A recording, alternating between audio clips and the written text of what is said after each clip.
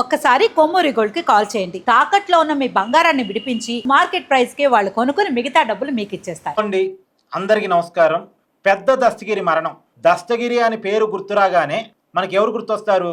YS Vivekananda Reddy గారి హత్య కేసులో నిందితుడిగా ఉండి అప్రూవ్గా మారి సిబిఐకి అనేక విషయాలు చెప్పి ఇలా వైఎస్ అవినాష్ రెడ్డి గారు నిందితుడిగా ఉండటానికి కారణమైన వ్యక్తి, ఆ రోజు వైఎస్ వివేక కేసుని బయటకు తీసుకొచ్చినటువంటి వ్యక్తి గుర్తొస్తారు.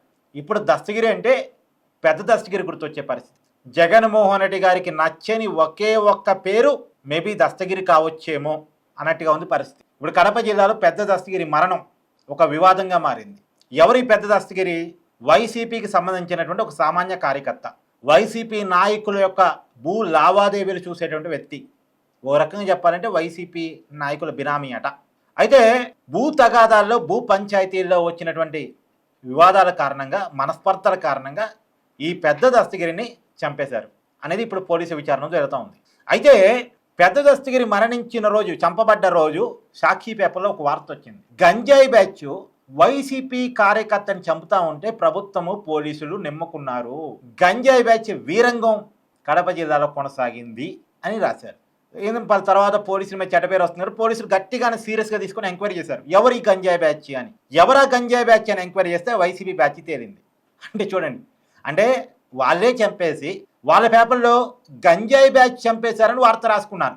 ఇప్పుడు వస్తున్న వివరాల ప్రకారం అయితే వాళ్ళే కాజేస్తారు, వాళ్ళే పరామర్శిస్తారు, వాళ్ళే డిమాండ్ చేస్తారు, వాళ్ళే ఒక కథల్ని జనానికి ప్రచారం చేస్తారు. ఈ విషయాన్నే గత 2 రోజులుగా కూటమి మంత్రులు వరుసగా ప్రెస్ మీట్ పెట్టి చెప్పే ప్రయత్నం చేస్తున్నారు. వాళ్ళే అన్నీ చేసేస్తారు, వాళ్ళే చంపేస్తారు, వాళ్ళే గుండెపోటు అంటారు. అది వివేక గారి కేసులో మనం చూసాంగా, గుండెపోటు అంటారు. తర్వాత మర్డర్ అని తెలిసిన తర్వాత చంద్రబాబు మీద దోసేస్తారు. ఇవన్నీ మనం చూసినవి, మనం విన్నవి. ఇప్పుడు ఇంకా ఆ రక్త చరిత్ర కొనసాగుతూనే ఉంది.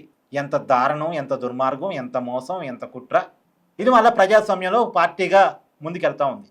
సరే, ఎనీవే, ఈ పెద్ద దస్తగిరి కేసు కాడికి వచ్చినప్పుడు పెద్ద దస్తగిరిని చంపింది నిత్యానందరెడ్డి అని. ఆ నిత్యానందరెడ్డి ఎవరు? Kadapa deputy mayor, YCP నాయకుడట.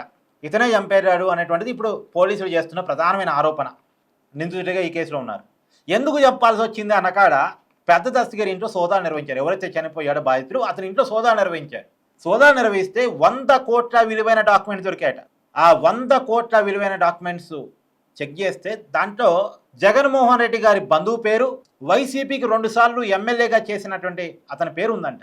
అంటే చూడండి, జగన్మోహన్ రెడ్డి గారి బంధువుతోటి అంటే వైసీపీకి 2 సార్లు, వైసీపీకి ఒకసారి, కాంగ్రెస్కి మరొకసారి, 2 సార్లు ఎమ్మెల్యేగా పనిచేసినటువంటి వ్యక్తి పేరు ఆ డాక్యుమెంట్స్లో ఉంటాయి. అతనికి పెద్ద దస్తగిరికి మధ్య భూ తగాదాల్లో ఏదో గొడవలు వచ్చాయి.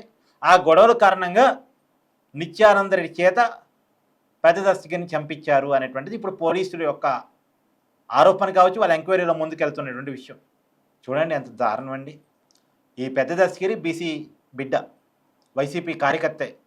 అంటే తగాదులు వస్తే సొంత కుటుంబాన్ని వదలలు, సొంత చిన్నాన్ని వదలలు, కోర్టుకు లాగటానికి, కక్ష పూర్తంగా వ్యవహరించడానికి సొంత తల్లిని, చెల్లిని వదలలు, సొంత కార్యకర్తని వదలలు.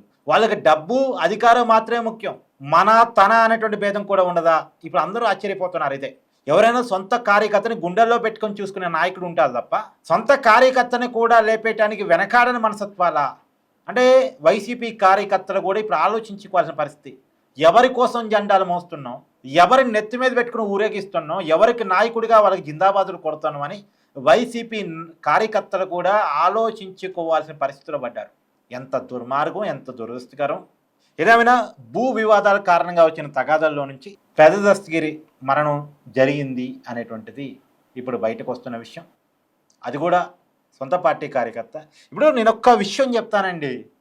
ఎవరైనా మీ ఇళ్లలో పాములు పెంచుకుంటారా? కామెంట్ చేయండి. మీ ఇళ్లలో పాములు పెంచుకునే వాళ్ళు ఎవరైనా ఉన్నారా? ఇది ఆ ప్రశ్న అడిగినప్పుడు మీరు ఇచ్చే సమాధానం ఏంటి? మాకేమైనా పిచ్చాన్ని, మేమెందుకు పెంచుకుంటాం పాములు? కోడిని పెంచుకుంటాం, కుక్కని పెంచుకుంటాం, మేకని పెంచుకుంటాం, ఆవుని పెంచుకుంటాం, ఇంకేదో పెంచుకుంటాం. వాటన్నిటి వల్ల ఉపయోగాలు ఉన్నాయి. కానీ పాముని ఎలా పెంచుకుంటామండి? పాము కాటేసిద్ది కదా అని ఎవరైనా చెప్పొచ్చు. పాము తను పెంచిన వాళ్ళని కూడా తను కాటేయగలదు. తన గుడ్డు కూడా తను తింటది. తనకు ఆకలేస్తే తన గుడ్డును తను తింటది. తన కోపం వస్తే తనని పెంచుతున్న వాడిని కూడా తను కాటేసిద్ది. అది పాము స్వభావం. యాస్థితిగా ఇప్పుడు వైసీపీ స్వభావం కూడా అలాగే కనపడతా ఉంది.